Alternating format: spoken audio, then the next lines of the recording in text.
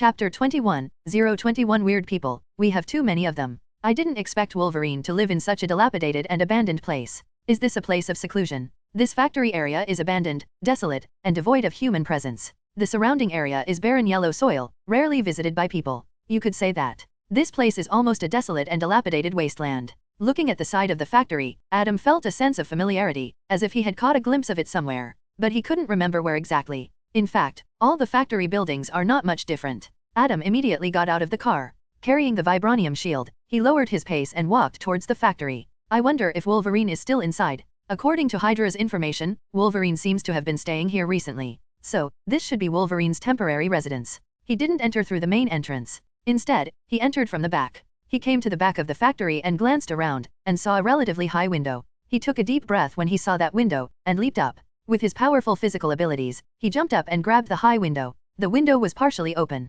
He gently pushed it open, then silently slipped inside. After entering, it was silent inside, without any sound. Below the window were piles of debris. He jumped and landed on the debris. In front of him was a tall shelf, covered in dust, dividing the factory into a storage room for miscellaneous items. He immediately lowered his footsteps and walked towards the house, holding the shield in one hand and the magnetic handcuffs in the other. There was no sound. It seemed that the people in the factory had left. He crossed the shelf and walked to the other side of the factory. There was a dilapidated long table, a few crude military beds, and some other miscellaneous items. No one was there. At the same time, a strong smell of blood rushed into his nostrils. Adam frowned slightly. He walked forward. There were many bloodstains on the ground, but they had already solidified into a dark red color. There were marks of combat on the surrounding cabinets, tables, and iron railings. It seems that there was a battle here not long ago. He looked around. He didn't find anything useful or important. Adam furrowed his brows. It seems that Wolverine has already left. Important things like identification documents and money were taken away together. He walked outside. There were more than a dozen bloodstains on the ground. There were also many bullet marks on the iron bars and iron sheets around, and there were some bullet casings on the ground. Looking at those things, Adam murmured, it seems that the battle at that time was quite intense. He rubbed his slightly throbbing forehead. But where did this guy go now? Indeed, Wolverine is not someone who can stay idle. I was worried that he would disappear before I arrived, and sure enough. Adam looked up at the swirling yellow sand outside and murmured, where should I go next to find this guy? But judging from the situation inside the factory, it seems that more than one person is living here. Several people are living here. Adam squinted his eyes slightly. Wolverine, the Lone Ranger, actually living with someone else, interesting. Since there are no clues, let's go ask the locals nearby and see if we can find out anything. Adam no longer had any clues about Wolverine, so he could only try his luck locally. He planned to find some local ruffians and rogues to inquire about any leads. After all, these ruffians and rogues may not have any other use, but as unemployed wanderers, they tend to be more knowledgeable about information, especially the local gang members.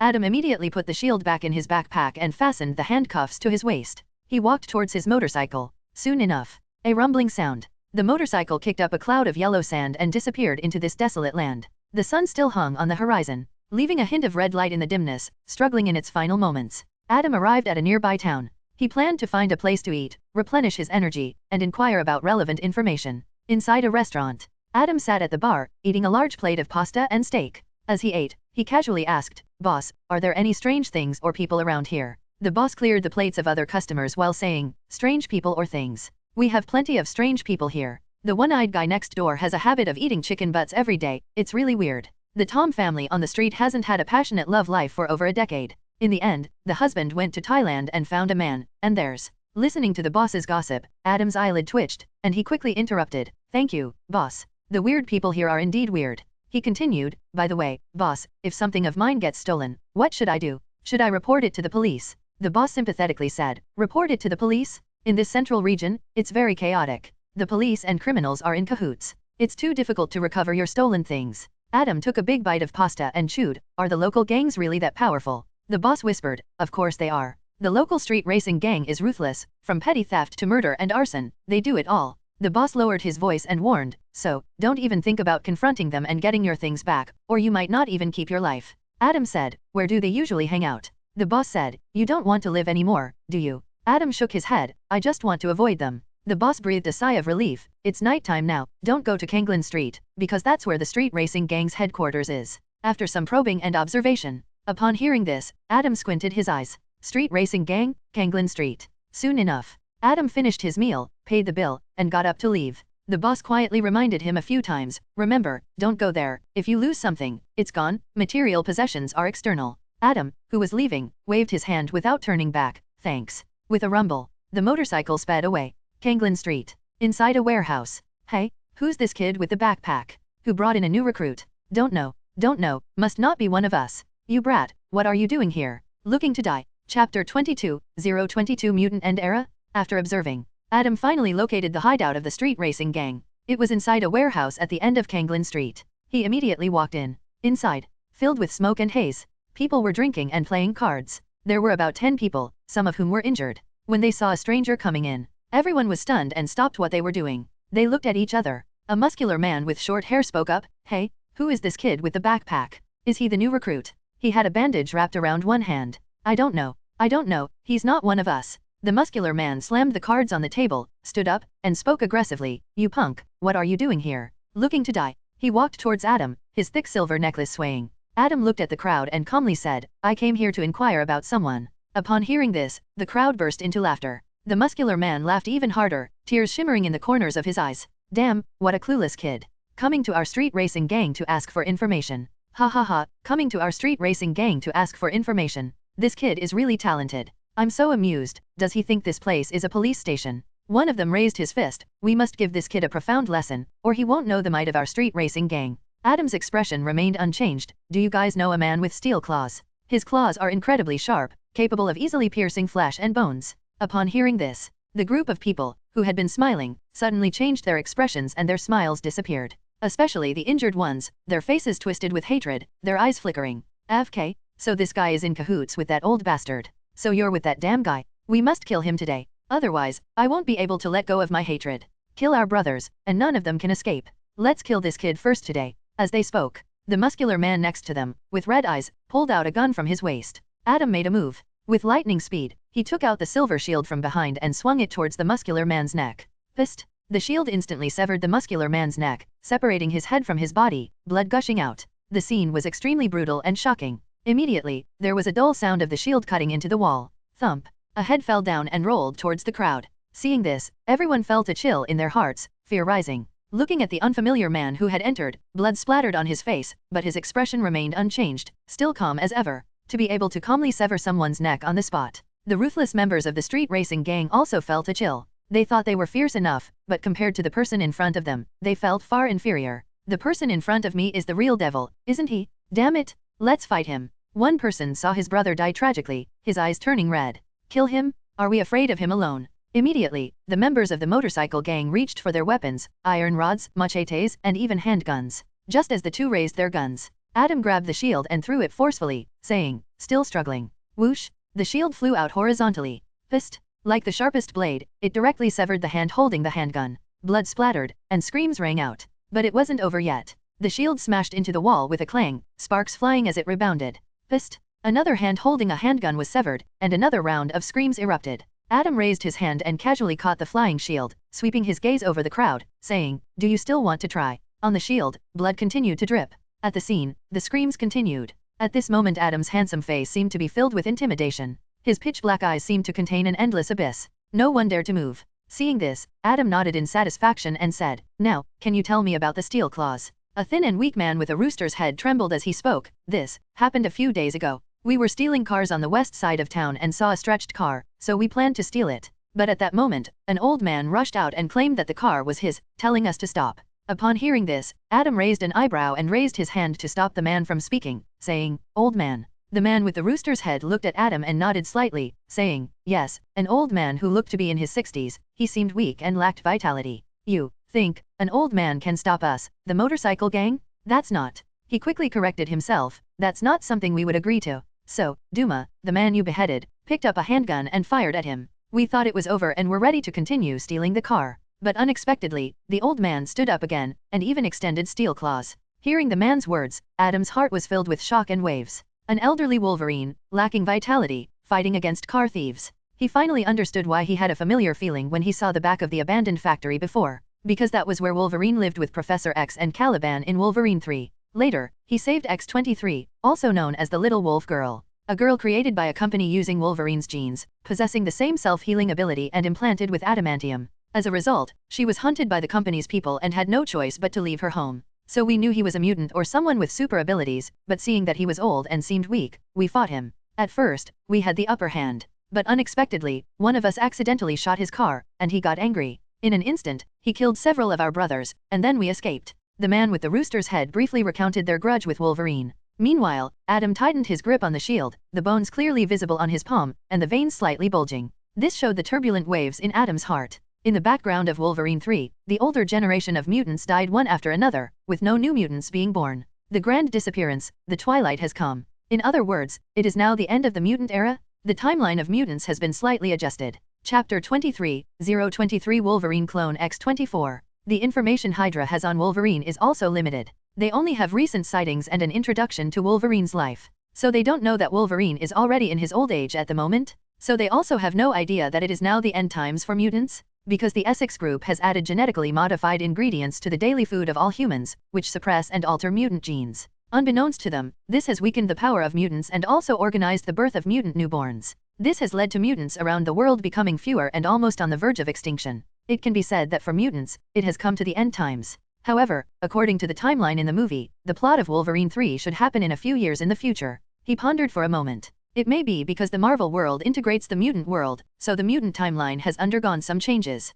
The entire timeline has been pushed forward. Furthermore, because mutants have entered the end times and are basically unable to form any fighting force, the older generation of strong mutants have died one after another, and there are basically no new generations. So mutants have become unable to have any impact on the world at large. When Thanos comes in the future, mutants will also be unable to play any role. Seeing Adam lost in thought, the gang of bikers didn't dare to make a move or have any tricks. After all, the deterrence left by Adam was too strong. Various thoughts flashed through Adam's mind. Soon, he regained his thoughts. Looking at the people in front of him, do you know any other information about that mutant? The people opposite all shook their heads. I don't know. We were planning to seek revenge, but we couldn't find him, don't know where he went. Adam looked at the crowd. So, you don't have any more useful information? They all nodded. Adam also nodded. All right. Immediately, he drew his gun, released the safety, and started shooting, his movements flowing smoothly and swiftly. Bang, bang, bang. The sound of gunfire continued. In a few blinks of an eye, Adam stopped shooting. The barrel of the gun was still emitting a wisp of white smoke. Pang, pang. The bikers in front fell one after another. Each had a bullet hole in their forehead. Adam shook the barrel of the gun, dissipating the smoke. He holstered the gun back at his waist. He turned and left, muttering to himself, I remember, Wolverine went towards Eden, which is the location in the X-Men comics. A roar sounded. The motorcycle roared away. The people around knew that this warehouse was a gathering place for the bikers, so even if there was a gunfight inside, no one dared to look or call the police. A few days later, the people around noticed that there was still no sound inside, and combined with the foul smell, they went in to take a look. They discovered the bodies of the bikers and called the police. The police came here to investigate, but didn't find many clues. Coupled with the fact that the bikers were already unpopular, the people around didn't say much about this matter and didn't provide any clues. The people of the entire town felt that this massacre was exhilarating, and they all applauded. Adam visited the restaurant. The customers were eating and chatting. Have you heard? The motorcycle gang has been wiped out. It happened a few nights ago, but it was only discovered today. I heard it was a regular handgun that shot each person in the head, killing them. So, it was done by one person? They did a great job. The restaurant owner heard the news of the motorcycle gang being wiped out, and it seemed like it was done by one person. He trembled all over. He instantly thought of that night when a handsome young man came to eat at his restaurant and asked about the motorcycle gang. At that time, he even provided the man with information about the gang. He murmured, could it be that kid who did it? His heart was filled with shock and turmoil. He thought the young man was just an ordinary guy. After all, he was dressed in layers, carrying a bag, and it was nighttime. But he didn't expect the guy to be so capable. Who? A customer asked. Afraid of causing trouble for the young man, the restaurant owner shook his head and said it was nothing. But inside, waves were stirred up in his heart. After Adam left the town, he used his phone to search for the comic book from the X-Men. He found the address. And he knew Wolverine's direction. He immediately searched through the maps in his mind. And he found a city on it, Oklahoma City. He remembered that Wolverine seemed to be going to this city, and it happened to be in the direction of Eden. Wolverine also stayed here for a short while. But Adam didn't know exactly where he stayed. But he understood that soon, Professor X would lose control and cause a widespread impact. In this situation, as long as he searched online, he would be able to find the location of Wolverine and his team. The setting sun hung in the sky, casting a blood-red glow over the vast and desolate wilderness. A straight road stretched across the wilderness. A motorcycle raced on the road, casting a long shadow. The roar echoed in the empty and quiet land. Adam revved the motorcycle to the maximum, speeding like lightning. Soon, a sign stood by the roadside. It indicated that Oklahoma City was not far away. After driving for almost 2 days and nights, I'm finally about to reach Oklahoma City. Adam sighed as he looked at the sign. These days, I've been checking the news about Oklahoma City. The fact that there haven't been any incidents of mass paralysis indicates that Professor X hasn't lost control. The villains haven't found their group yet. Which means, I will soon catch up to the time when Professor X loses control. He looked at the city's edge that was faintly visible ahead. Soon, I will meet Wolverine and his team. But now, Wolverine is already in his old age, and his body is deeply poisoned by adamantium. His self-healing ability has greatly weakened. The current elderly Wolverine is not suitable for me to study anymore. Adam paused for a moment, then continued to mutter to himself, but fortunately, there is still X-23, the female Wolverine, and the clone of Wolverine, X-24. For me, Wolverine's clone is stronger and in his prime. So Wolverine's clone is the best subject for observation and experimentation for me. Chapter 23, 023 Wolverine Clone X-24. The information HYDRA has on Wolverine is also limited. They only have recent sightings and an introduction to Wolverine's life. So they don't know that Wolverine is already in his old age at the moment. So they also have no idea that it is now the end times for mutants. Because the Essex group has added genetically modified ingredients to the daily food of all humans, which suppress and alter mutant genes. Unbeknownst to them, this has weakened the power of mutants and also organized the birth of mutant newborns. This has led to mutants around the world becoming fewer and almost on the verge of extinction. It can be said that for mutants, it has come to the end times. However, according to the timeline in the movie, the plot of Wolverine 3 should happen in a few years in the future. He pondered for a moment. It may be because the Marvel world integrates the mutant world, so the mutant timeline has undergone some changes. The entire timeline has been pushed forward. Furthermore, because mutants have entered the end times and are basically unable to form any fighting force, the older generation of strong mutants have died one after another, and there are basically no new generations.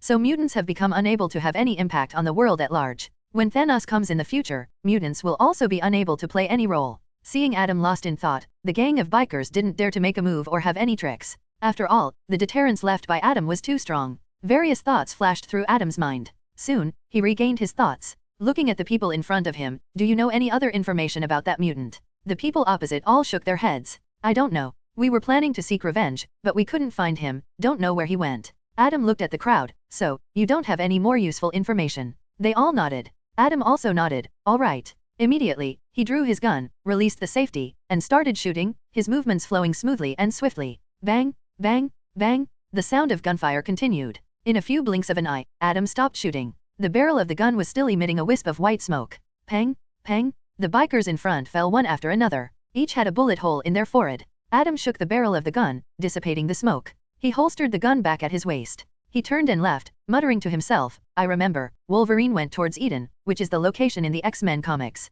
A roar sounded. The motorcycle roared away. The people around knew that this warehouse was a gathering place for the bikers, so even if there was a gunfight inside, no one dared to look or call the police. A few days later, the people around noticed that there was still no sound inside, and combined with the foul smell, they went in to take a look. They discovered the bodies of the bikers and called the police. The police came here to investigate, but didn't find many clues. Coupled with the fact that the bikers were already unpopular, the people around didn't say much about this matter and didn't provide any clues. The people of the entire town felt that this massacre was exhilarating, and they all applauded. Adam visited the restaurant. The customers were eating and chatting. Have you heard? The motorcycle gang has been wiped out. It happened a few nights ago, but it was only discovered today. I heard it was a regular handgun that shot each person in the head, killing them. So, it was done by one person? They did a great job. The restaurant owner heard the news of the motorcycle gang being wiped out, and it seemed like it was done by one person. He trembled all over. He instantly thought of that night when a handsome young man came to eat at his restaurant and asked about the motorcycle gang. At that time, he even provided the man with information about the gang. He murmured, could it be that kid who did it? His heart was filled with shock and turmoil. He thought the young man was just an ordinary guy. After all, he was dressed in layers, carrying a bag, and it was nighttime. But he didn't expect the guy to be so capable. Who? A customer asked. Afraid of causing trouble for the young man, the restaurant owner shook his head and said it was nothing. But inside, waves were stirred up in his heart. After Adam left the town, he used his phone to search for the comic book from the X-Men. He found the address, and he knew Wolverine's direction. He immediately searched through the maps in his mind, and he found a city on it, Oklahoma City. He remembered that Wolverine seemed to be going to this city, and it happened to be in the direction of Eden. Wolverine also stayed here for a short while, but Adam didn't know exactly where he stayed. But he understood that soon, Professor X would lose control and cause a widespread impact. In this situation, as long as he searched online, he would be able to find the location of Wolverine and his team. The setting sun hung in the sky, casting a blood-red glow over the vast and desolate wilderness. A straight road stretched across the wilderness. A motorcycle raced on the road, casting a long shadow. The roar echoed in the empty and quiet land. Adam revved the motorcycle to the maximum, speeding like lightning. Soon, a sign stood by the roadside. It indicated that Oklahoma City was not far away. After driving for almost 2 days and nights, I'm finally about to reach Oklahoma City. Adam sighed as he looked at the sign. These days, I've been checking the news about Oklahoma City. The fact that there haven't been any incidents of mass paralysis indicates that Professor X hasn't lost control. The villains haven't found their group yet. Which means, I will soon catch up to the time when Professor X loses control. He looked at the city's edge that was faintly visible ahead. Soon, I will meet Wolverine and his team. But now, Wolverine is already in his old age, and his body is deeply poisoned by adamantium. His self-healing ability has greatly weakened. The current elderly Wolverine is not suitable for me to study anymore. Adam paused for a moment, then continued to mutter to himself, but fortunately, there is still X-23, the female Wolverine, and the clone of Wolverine, X-24. For me, Wolverine's clone is stronger and in his prime. So Wolverine's clone is the best subject for observation and experimentation for me. Chapter 24, 024 Mental Resistance. Wolverine will fight against the clone, and due to the intervention of a farmer, the clone was severely injured. At this moment, the clone is at its weakest in terms of combat power, which is also the best time for me to take action. As Adam said this, a glint flashed in his eyes. As long as I capture the clone, I can then study the self-healing factor in his body and replicate it. As long as I don't do anything foolish, inject adamantium into my body, and avoid consuming genetically modified food, my self-healing ability will become extremely powerful. My survival ability will reach an astonishing level. Only by staying alive, only by not dying, can the future hold endless possibilities. Soon enough, Adam arrived in Oklahoma City. After entering the city, he found a place that was conveniently located in every corner of the city. In a relatively central location, next to the gathering point of the local casino, there were several local large casinos. Sitting in a corner, browsing the local news on his phone, just as Adam was tirelessly scrolling through the news, suddenly, a terrifying buzzing sound erupted. An immense spiritual wave of the invisible spread in all directions. Adam, who was browsing his phone, instantly froze in place, unable to move. Professor X has lost control, and the other party is near me. Adam never expected that the place he randomly chose happened to be not far from Professor X, Wolverine, and the others. And shortly after he arrived, he encountered Professor X's loss of control. At the same time, due to the powerful spiritual impact, Adam's ears were filled with buzzing, making him very uncomfortable. However, he quickly noticed something. That was, he could slightly bend his fingers and make extremely slow movements. Although it was far from the level of Wolverine's actions when facing Professor X, it already surpassed ordinary people, and even other mutants who were completely immobilized under suppression. What's going on? Why do I seem to have some resistance to Professor X's psychic power? Adam knew that Wolverine had a certain level of psychic resistance, but he didn't know whether it came from his adamantium or his self-healing factor. But he didn't understand why he also had a bit of psychic resistance. Although it was not as strong as Wolverine's, Adam was still somewhat shocked. After all, Wolverine's psychic resistance was among the top even among the mutant forces. It was not suitable to compare himself with him. He quickly pondered the factors that could generate psychic resistance in his body. Soon, a flash of insight came to his mind. I understand. I know why it's like this. The super soldier serum. The super soldier serum not only strengthened my body, but also strengthened my mind in that terrifying agony. To be precise, I endured the destructive and crushing pain in my body, which greatly trained my willpower, leading to the enhancement of my psychic power. Compared to ordinary people, my willpower is stronger, which is why I have a certain resistance to Professor X's psychic power. Adam didn't expect that he still had a certain level of psychic resistance. This was an unexpected discovery, a pleasant surprise. Just as Adam was contemplating, Professor X's attack suddenly stopped. Adam understood that Wolverine had injected a sedative into Professor X. His body regained its freedom and he could move easily again. He stood up and looked towards the high wall next to him, which was behind the neighboring casino. That is the only place around where people can live. So Wolverine and the others should be there. Adam quickly started his motorcycle and headed towards the casino. But when Adam arrived, he didn't see any sign of Wolverine and the others. He waited for a while. He only saw a group of mercenaries from the Essex group, some running out of the casino, and some getting off a van. One of them was the head of security for the Essex group, a cyborg named Donald, with his arm transformed into a mechanical form. He was one of the people who had been chasing after the Wolverine and the little wolf girl from the beginning. Adam saw Donald angrily pounding on the car door and growling, "Damn it." Seeing this, Adam understood that Wolverine had already left. But Adam didn't mind, because the Essex group ahead would lead him to Wolverine and the others. They would lead him to X-24, the clone of Wolverine. Because within Donald's team, there was Caliban, who could sense mutants within a 20-mile radius. So they could easily find Wolverine and the others. Adam parked his car on the side of the road and kept an eye on Donald's team using his peripheral vision. He was very careful not to be discovered by Donald's people. After all, this group of people specialized in security work and must have excellent counter-surveillance abilities. Adam picked up his phone and pretended to be an ordinary person, flipping through it. Soon, Donald's team started moving. The convoy drove out of the front gate of the casino and headed north, towards Eden. Seeing the convoy move, Adam put away his phone and hung back behind the convoy to avoid being noticed. That's how Adam drove for another half day. Suddenly, he noticed a small car speeding out and leaving the convoy, moving at a faster pace. Seeing this, Adam frowned slightly. What's going on? Why is this car from the convoy running so fast? But Adam didn't chase after it, because Donald's car was still in the convoy, and Caliban was in it. He just needed to follow Donald's car, no need to pay attention to the others. So he drove for another 10 minutes. Finally, the speed of the convoy ahead slowed down. They eventually stopped in front of a farmhouse. Adam had turned off his car lights long ago, so it was pitch black. He parked his car on the side and walked up, lowering his footsteps. Just at that moment, he heard a mournful roar from the front. Charles. That was Wolverine's voice. Seeing this, Adam's expression tightened, instantly understanding that Professor X had died, killed by the Wolverine clone. How did this happen so quickly? Weren't they just arriving? Adam muttered to himself. Chapter 25, 025 Snipe and Clam Fight, Fisherman Wins. At this moment, a small car next to the house caught Adam's eye.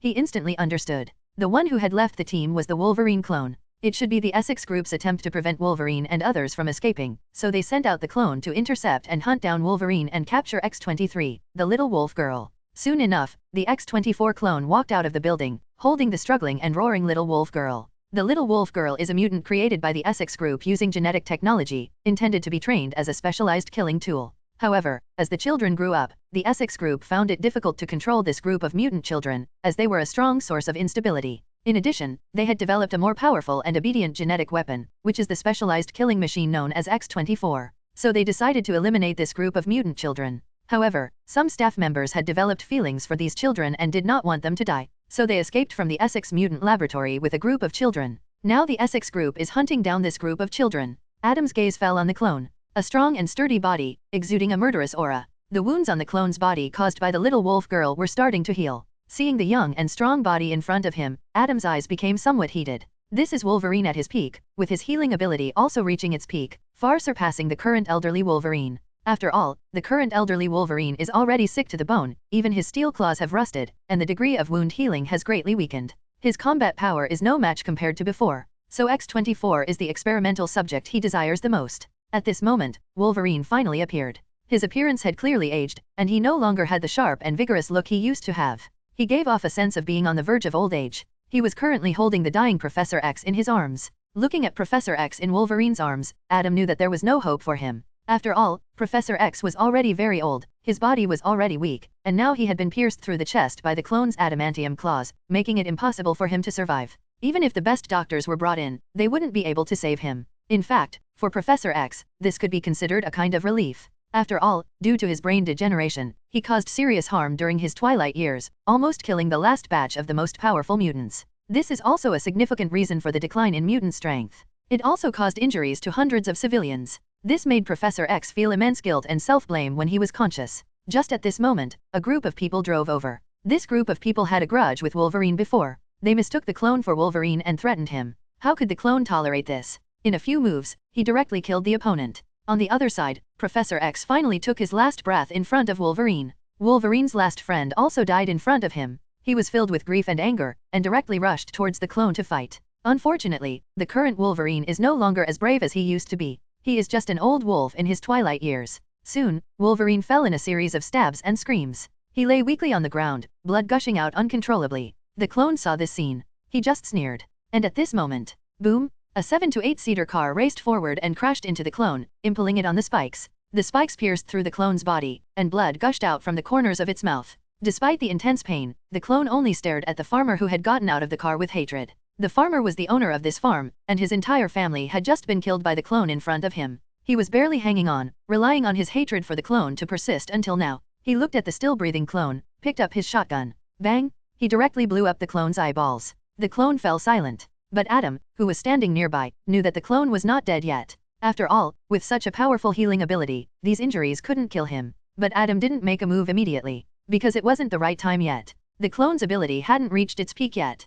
Just wait a little longer. Dr. Lake, from the Essex Corporation, the one in charge of the new mutant program, would inject the clone with mutant serum to make the clone's ability reach its peak. Definitely, at the moment, the clone was still in a heavily injured state, just that it had regained consciousness. There was no need to exert any effort to deal with it. This was the moment for him to make a move. At this moment, the little wolf girl noticed Adam hiding behind the bushes. She stared at Adam with a slightly fierce expression, baring her fangs. Adam let out a sigh. He didn't want to alert the people from the Essex Corporation right now. After all, Essex's firepower was formidable, and they also had Donald, the biohuman. He might not be able to take down Essex's mercenary group. He calmly looked at the little wolf girl, put his index finger to his lips, and made a gesture for silence. Whether it was because Adam was handsome, harmless-looking, or because of his calm and non-threatening gaze, or maybe both, the little wolf girl withdrew her fierce expression and just glanced at Adam. Seeing this, Adam felt a slight relief. On the other side, after the farmer shot the clone, he turned towards Wolverine. He had originally wanted to shoot Wolverine as well. After all, in his eyes, all of this was caused by Wolverine and the others. So he directed his hatred towards Wolverine. But as he raised his gun, he collapsed. Already heavily injured, he couldn't hold on any longer. The little wolf girl just glanced at Adam, then ran towards Wolverine, helping him up, and the two of them drove away from there. On the other side, the people in the convoy witnessed this scene. But they didn't immediately chase after Wolverine and the little wolf girl. Instead, they headed towards the X-24 clone. After all, for the Essex group, the value of the clone was higher, more important than the little wolf girl. Clatter. From the convoy, a group of fully armed mercenaries emerged. Following closely behind them was Dr. Lay, the person in charge of this mutant weapon program. He was holding a small box in his hand. Inside, you could see a bottle of green liquid. Seeing this, a gleam flashed in Adam's eyes. Here it comes, Adam's Peak State Wolverine Clone, Chapter 26, 026. It's you, Captain America? You bloody bastard! Dr. Lai approached the clone. At this moment, the clone had already been pulled out from the spikes by the mercenaries and laid flat on the ground. However, he did not immediately help the other person. The leader of the mercenaries, Donald, asked, "Aren't you going to inject him with the mutant serum?" Dr. Lai calmly replied, "He hasn't regained consciousness yet. The serum can be better absorbed and its effects can be better utilized when he is awake." Upon hearing this, Donald shrugged slightly and said, "All right, then let's wait for a while. Anyway, we have Caliban, so we won't lose track of these two guys." And so, the group waited quietly for the clone to wake up. Having suffered such serious injuries, especially a head injury, even with Wolverine-like healing abilities, it would still take some time to recover. Adam, who was beside them, naturally had to wait as well. He further lowered his body and buried himself in the bushes. At night, in the field, there were many mosquitoes. Slap, slap, slap. The mercenaries from Essex kept slapping their bodies to fend off the mosquito bites and scratching the bitten areas. Damn, there are so many mosquitoes here. Damn it, is my blood tastier? Why are so many mosquitoes targeting me? AFK, if I had known there would be so many mosquitoes, I would have brought insect repellent. Damn it, stop AFKing biting me. Faced with the annoyance of mosquitoes, the group cursed and complained. Adam's situation wasn't any better. Mosquitoes buzzed around his ears. Mosquitoes landed on Adam and sucked his blood. But Adam remained motionless, like a statue. It wasn't that Adam didn't want to move. In fact, the parts of his body that were bitten by mosquitoes also itched. But he couldn't move. Because he couldn't be discovered right now, so he had to endure the itchiness on his body. Adam had already changed a lot, especially after experiencing the baptism of the super soldier serum. His willpower had reached an astonishing level, so he could restrain the constant mosquito bites, remaining motionless and as steady as the mount. Time passed like this. It was unknown how long had passed. The sky seemed to be getting brighter. Dr. Lai and Donald were starting to feel drowsy. At this moment, the clone lying on the ground suddenly opened his eyes. Seeing this scene, one of the mercenaries quickly spoke up, "Dr. X-24 is awake." For Adam, this voice was the most beautiful sound, like celestial music. This journey was about to come to an end. Adam's eyes were bright and focused, looking ahead, whispering in his heart, "It's about to begin." Dr. Lai woke up, a hint of joy flashing in his eyes. Finally awake. He quickly got up and walked towards the clone. He took out the bottle of mutant serum and installed it on the syringe.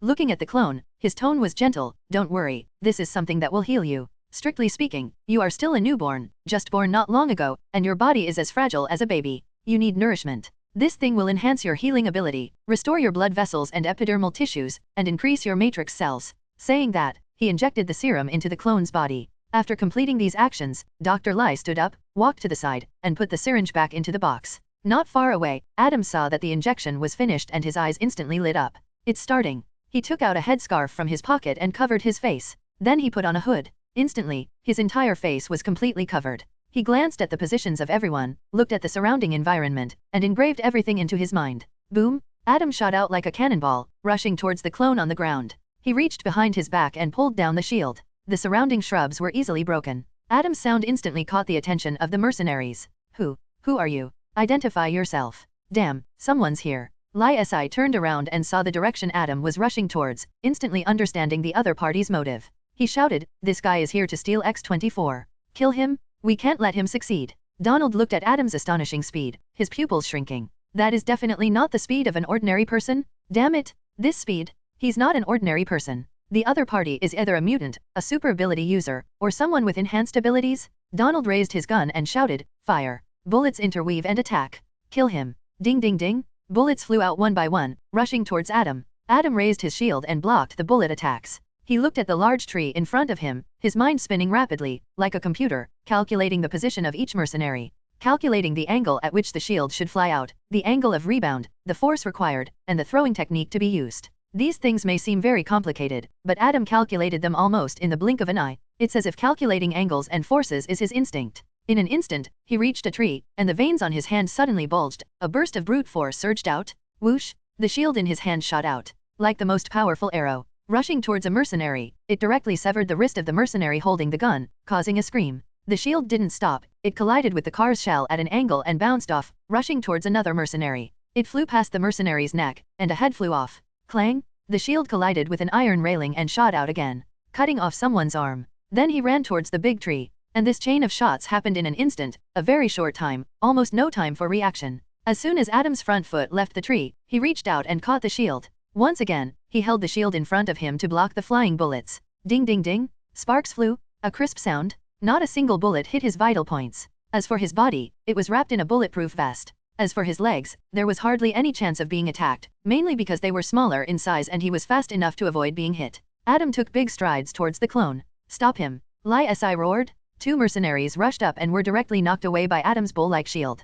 Adam arrived in front of the clone. The immobilized clone stared at Adam, their eyes locked. Adam felt delighted. X-24, a young version of Wolverine, is in my hands. He lifted the clone and used it as a shield to block the bullets flying towards him. Pist, pist, pist. The clone's eyes widened, and blood silently flowed from the corners of their mouth. What the hell is he doing? The clone coughed, and more blood flowed out. While running away, Adam threw the shield again. Because of the clone, the shield didn't need to maintain its defensive function. The shield flew out, knocking down several mercenaries once again. Li-Si glared at Adam, as well as the shield in his hand. He gritted his teeth and angrily shouted, "This speed, this shield's attack moves. It's you, Steve Rogers? You damn Captain America. You damn guy, what are you doing here? Kill him for me." Chapter 27, 027 You are not a human being? The attack towards Adam became even more fierce. A large number of bullets were unleashed, seemingly surrounding Adam from all directions. Adam quickly used a clone to defend himself. Fortunately, the clone's body was tall enough to completely cover him.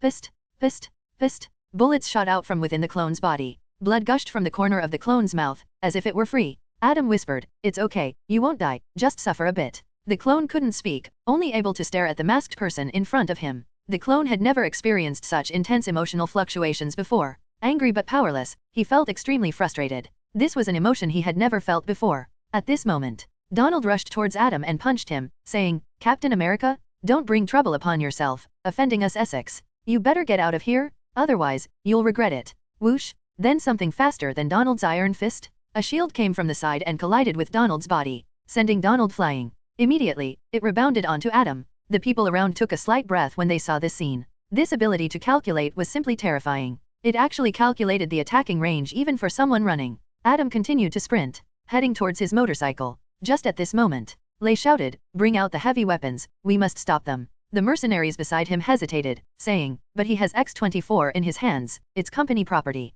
If we destroy it, the company will be furious." Lay gritted his teeth. X-24 has self-healing ability? It won't die. We'll just have to spend more time recovering. We absolutely cannot let the other party take X-24 away. This is our latest genetic weapon, and there is still a large amount of experimental data that has not been recorded. We absolutely cannot afford to fail and start over from scratch. Donald climbed up from the ground, his whole body in pain. He swallowed a mouthful of blood and fiercely shouted, "Heavy weapons? Listen to Dr. Less's orders." The mercenaries quickly lifted a rocket launcher from the car, preparing to aim at Adam. Adam heard the sound from behind. He swiftly hung the shield back on his backpack and quickly drew his pistol from his waist. Turning his head, he instantly locked onto the enemy who had taken out the rocket launcher. Just as the enemy was about to aim, he fired a shot towards the back. Bang! A bullet accurately hit the enemy's forehead. In the moment of death, the enemy accidentally pulled the trigger. Whoosh! The shell shot out, flying towards the ground beside Adam. Seeing this, Adam's eyes narrowed. Shit. He quickly positioned the clone in front of him. Boom! An explosion. Because it was closer to Adam, the strong shockwave directly threw Adam and the clone into the air. They flew forward for a while. Both of them landed near the motorcycle. Adam felt as if his whole body was falling apart, his face twisted in pain, looking somewhat ferocious. He took a shallow breath, feels kinda refreshing. As for the clone beside him, its back was facing the explosion, bloody and looking much worse than Adam. The original text is already injured, and now it's even worse. Adam exclaimed, "Thank goodness you're here." The immobilized clone stared at Adam, as if trying to kill him with his eyes. His chest heaved violently, and blood constantly flowed from the corners of his mouth. It can be seen that the clone is currently in a highly emotional state. Adam comforted him, saying, "It's okay, you'll be fine in a while." Upon hearing this, the clone became even angrier. He let out an angry growl from his throat. Adam completely ignored him. He lifted him up and stepped onto the motorcycle. With a loud rumble, the throttle was opened. The motorcycle sped away, kicking up a trail of dust, like a long ribbon, fluttering behind the motorcycle. "Damn it, we can't let them escape. Drive and chase them." Upon seeing this, Les's eyes turned bloodshot, and he stomped his feet in anger. "Yes, yes." The group quickly ran towards the car. Just at that moment, whoosh, whoosh, two things flew off the motorcycle and shot towards the convoy. A few people with sharp eyes immediately recognized the shape of those things. "AFK, they're grenades? Take cover. Grenades? Evade. Get down. Quickly, get down." Two grenade-like objects fell among the convoy, just when everyone thought that two small explosions were about to occur. Buzz, buzz, two hand grenades emitted two low buzzing sounds. An invisible shockwave was released. Inside the car, some monitoring devices instantly shut down and went black. The cars that were still running suddenly stalled and stopped buzzing. Li saw that the bomb didn't explode, and his pupils contracted. "Damn it, this isn't an ordinary hand grenade." He quickly ran towards the car, wanting to start it. But he failed. Looking at the dashboard, it was also pitch black. No matter how he tried to start it, it wouldn't work. Li grabbed his hair. "Damn it, Captain America is using an electromagnetic pulse weapon. He damaged the engine of our car? Damn it. To make an electromagnetic pulse weapon in such a small shape, yet with such great power, it must be extremely advanced technology. How could Captain America have such technology? It must have been given to him by Tony Stark. Only a top genius like Tony Stark could create such an electromagnetic pulse weapon? It's really you, Captain America. Don't think that you've hidden your identity. I know it's you." Li roared in anger. "Captain America? You will pay for your actions." One of the mercenaries next to him spoke up. "We still have Caliban. As long as we call for backup, we can lock onto X-24 and retrieve him." Saying that, he quickly took out his phone, only to find that it was blacked out. "Fool, even your phone can be destroyed by an electromagnetic pulse weapon." Dr. Li was furious and helpless. Donald quickly went to check the other cars, and they were all destroyed. He went inside the house, hoping to contact someone, but he found that the communication facilities were also damaged. Donald walked out and punched the wall, creating a dent. "Damn it! The range of this electromagnetic pulse is quite large. Electronic devices within a radius of 50 meters have all been destroyed." Chapter 28, 028 People sitting at home. Pot comes from the sky. He looked at the vast and uninhabited farm and gritted his teeth, saying, "This is the countryside, very remote, and there's no way to find people or cars. Many American farmers have spacious land. After all, the land is vast and sparsely populated. Moreover, with agricultural automation, even a family can handle things on a large field through high-tech farming tools." Dr. Rice clenched his fist, veins popping on his forehead. This guy came prepared. He calculated everything. He prepared an electromagnetic pulse weapon in advance, causing us to lose our cars and communication devices, so we can't track him. What a clever plan. He must have been planning for a long time. Actually, Dr. Rice misunderstood Adam. This situation was not planned by Adam. After all, he didn't expect the plot to reach the old age of Wolverine. He prepared the electromagnetic pulse weapon initially just to prevent HYDRA's exoskeleton soldiers. He didn't plan to involve the Essex Company from the beginning. It was only after arriving here that he planned everything and cut off Essex's communication and transportation means. It can only be said that everything was a coincidence. Donald looked at his men and said, "Let's go. 2 people come with me to find a car. The sooner we find a car, the sooner we can track down X-24. "Yes," the group of mercenaries replied. Saying that, Donald took 2 or 3 people and ran towards the rural road outside, preparing to escape to the main road in the distance to find a car and a phone. Adam's motorcycle sped along the rural road. 15 minutes later, he finally rushed from the remote countryside to the main road. On the main road, he looked back at the X-24 clone, whose hands and feet were firmly locked by magnetic handcuffs. The injuries on the clone's back were almost healed. The injuries to his eyes were also mostly recovered. There was no blood in the corners of his mouth. "It seems that it won't be long before you regain your ability to move," Adam said. The clone heard this and stared at Adam, as if saying, "You're finished when I recover." Adam looked at the clone and said, "I can't let you regain your ability to move, otherwise it will be troublesome. After all, those steel claws of yours still have some power." Saying that, he took out a small button from his pocket. "Perfect, the thing I prepared is just right." In order to keep Wolverine in check, Adam had long prepared a paralysis button with neurotoxin. Neurotoxin, it was something that could paralyze even the later stages of Thor. Definitely, his neurotoxin might not be as good as the Grand Master's neurotoxin used to paralyze Thor, but it was more than enough to deal with the Wolverine clone. Seeing the button in Adam's hand, the clone looked at the button in Adam's hand and was slightly stunned. Immediately, a bad feeling surged up in his heart. He had a strange premonition that if he was hit by this thing, he would be completely finished. The clone roared in his throat, trying to stop Adam's actions, but he couldn't move. However, under intense emotions, his body began to tremble, as if struggling with all his might. Adam comforted him, saying, "It's okay, it doesn't hurt, it just makes you quiet." Saying that, he pressed the button on the clone's neck. The next moment, 3 needle tubes emerged from the button and pierced into the neck of the clone. A trace of neurotoxin was injected into the clone's body. The neurotoxin instantly rushed into his nervous system, rapidly expanding and instantly dominating the clone's entire neural network. The struggling clone suddenly became motionless, as if frozen. The clone felt something strange in his body, and a hint of fear finally emerged in his pupils. He looked at the masked man in front of him, looking at the calm eyes of the other person, and for the first time, he felt fear towards another person. He felt that the person in front of him was incredibly terrifying. It was as if in front of him was not a person, but a devil. Adam saw this and a hint of satisfaction appeared in his eyes. Very good, the peak Wolverine is finally in my hands. Buzz. He started the motorcycle again. According to the map in his mind, he raced towards the east. Next, I just need to find a place. Then I can make use of the self-healing factor you have given me. On the other side, Donald and the others wasted a lot of time before reaching the main road outside. Then they quickly intercepted a car, took the other person's phone, and made a call to the company, asking them to send a new convoy. After making the call, Donald and the others drove back to the farmhouse and took Caliban and Dr. Rice. This time, Caliban didn't die, and instead of following the plot, he stole a few grenades and found a few shields. When Donald and the others returned to the main road again, Dr. Rice's face turned dark and he said, "Caliban, sense X-24 for me." Caliban closed his eyes and sensed, then shook his head. "They have already gone beyond a range of 20 miles.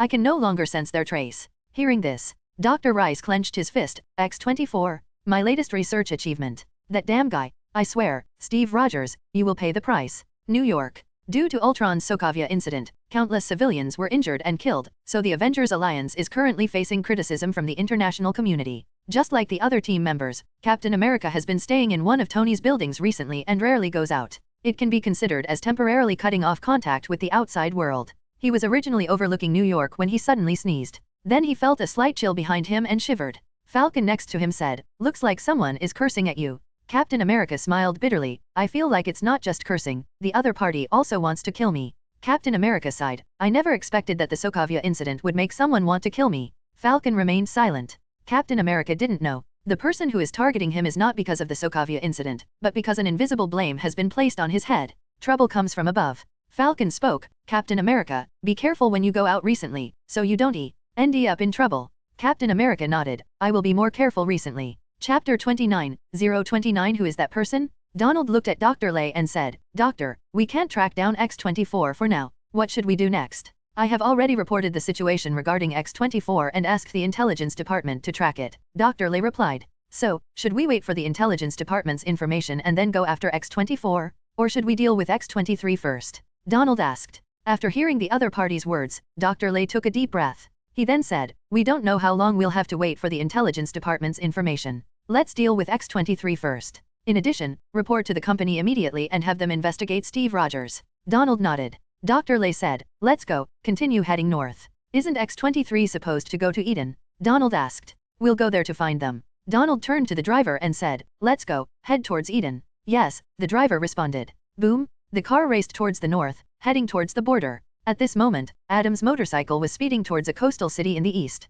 The two sides were heading in completely different directions. The night was as dark as ink. On a road leading to the northern border, there was silence. Only the rumbling sound of a car broke the stillness of the world. But this lone rumble only made the silence of the world more apparent, as if the whole world had fallen into a deep sleep. The car's headlights shone, trying to fight against the loneliness of the night, but it was futile. The thick, unbreakable loneliness flowed in this endless night. In the car, the elderly Wolverine, covered in scars, was driving. His eyes were lifeless, devoid of even sorrow. He just stared blankly ahead at the darkness. In Wolverine's eyes at that moment, there was no glimmer of light. Because his last dear friend had also died. Beside him, in the passenger seat, was the bloodied X-23. Her eyes were still sharp, her face still stubborn, but there was a hint of sadness in her eyes. In fact, X-23 was technically Wolverine's daughter, as she was created using Wolverine's genes. X-23 looked at Wolverine and remained silent for a while. Then she turned her head to look at the darkness outside and said, "When you were fighting just now, I saw someone in the bushes." Wolverine didn't say anything.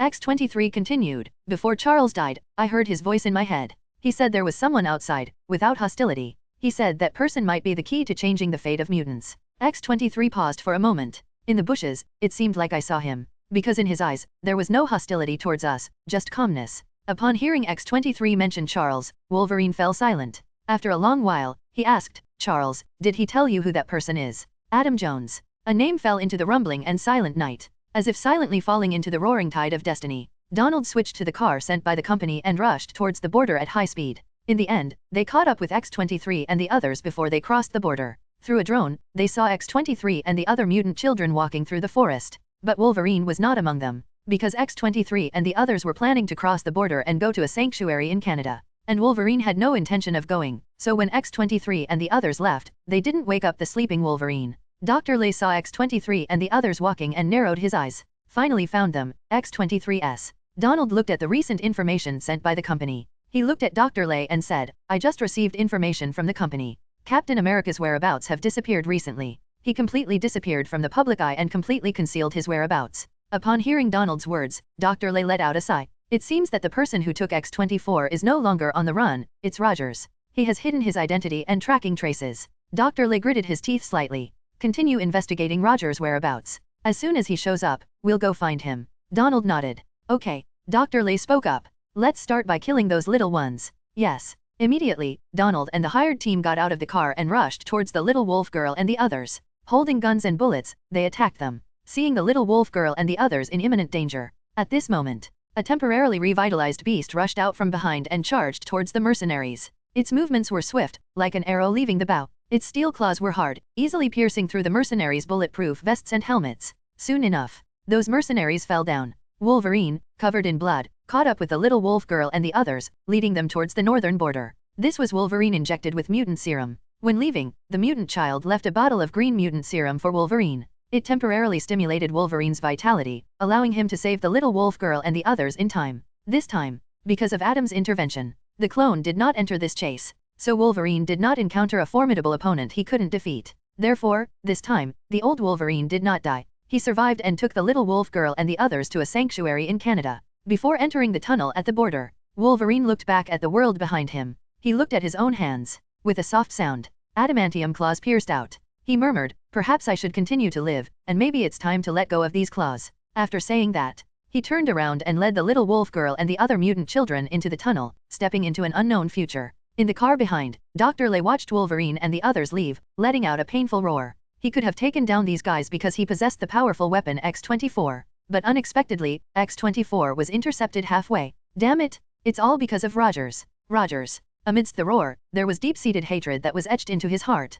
On the road, a car was speeding. A motorcycle was hanging on top of the car. The driver of the car was a man wearing a mask, his black eyes calm and steady. This person was Adam. He had stolen a gang member's car on the way. There was no choice, riding a motorcycle with a bound person was too conspicuous. On his phone's browser, he was searching for the mastermind behind the Essex group.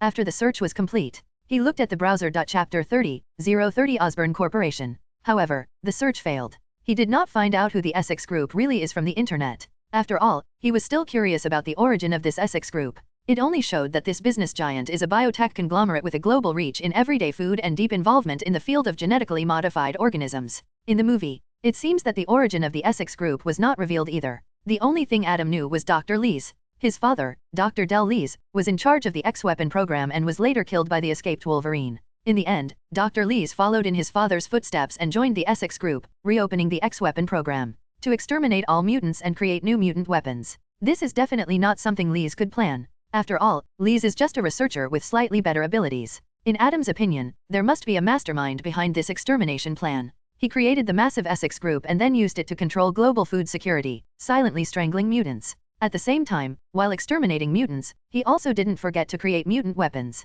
This person behind the scenes is definitely not an ordinary person. He must have strong ambitions and abilities. By taking away X-24 this time, he has already made enemies with the Essex group. Although it hasn't been exposed yet, it may be exposed one day. At that time, he may face retaliation from the Essex group. So Adam wanted to understand this company first, to understand the existence behind it. But in the end, he didn't find what he wanted. Adam drove the car and murmured, "So, who is behind Essex?" Bang! The car passed through a pothole, causing the whole car to shake. In the trunk, there was a loud noise, and the things inside were also hit. Adam didn't care and said, "It's nothing, just a pothole." Inside the trunk. Impotent anger brewed in the trunk. Adam looked at the road ahead. Now Adam is heading to New York. The reason for going to New York is that there are more resources and it is more suitable for his research. Next, he will first obtain a fake identity in New York. Believing that in a bustling and sinful city like New York, this kind of thing should be relatively easy to obtain. Without a fake identity, many things he does will be more troublesome, such as renting a house, and so on.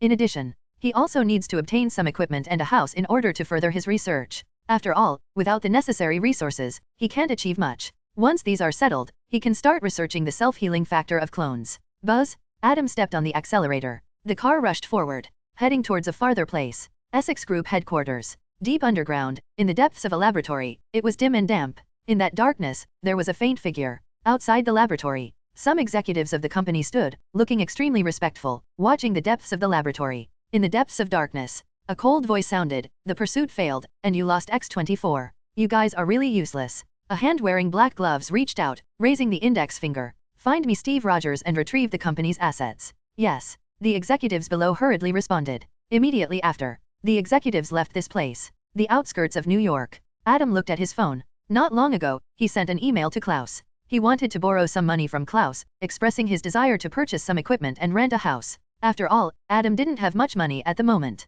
If he wanted to buy equipment or rent a house, he would need a considerable amount of money. So he wanted to borrow some money from Klaus and pay it back in the future. In addition, he also asked Klaus about the place to obtain a fake identity in New York. After all, Adam believed that Klaus should be familiar with this kind of situation. And now, he received an email from Klaus. "Brother, I also have a safe house in New York. The address is Hell's Kitchen, 314 Lanning Avenue. You can go there directly. It has a complete set of research equipment and abundant resources. The safe in the house contains 20 million USD. You can use the equipment inside the house as you please. As for the money in the safe, consider it as a loan from me, an investment in you. When you arrive, send me an email, and I will give you a real-time verification code. As for the issue of obtaining a fake identity that you mentioned, you've asked the right person. As someone who frequently deals with high-end goods, I always have several fake identities on me. You can go to 23 Black Duck Street in Queens. It's a place specifically for obtaining fake identities. It costs $50,000 for one fake identity, the kind that is indistinguishable from the real one, and it will be entered into the authorities' system."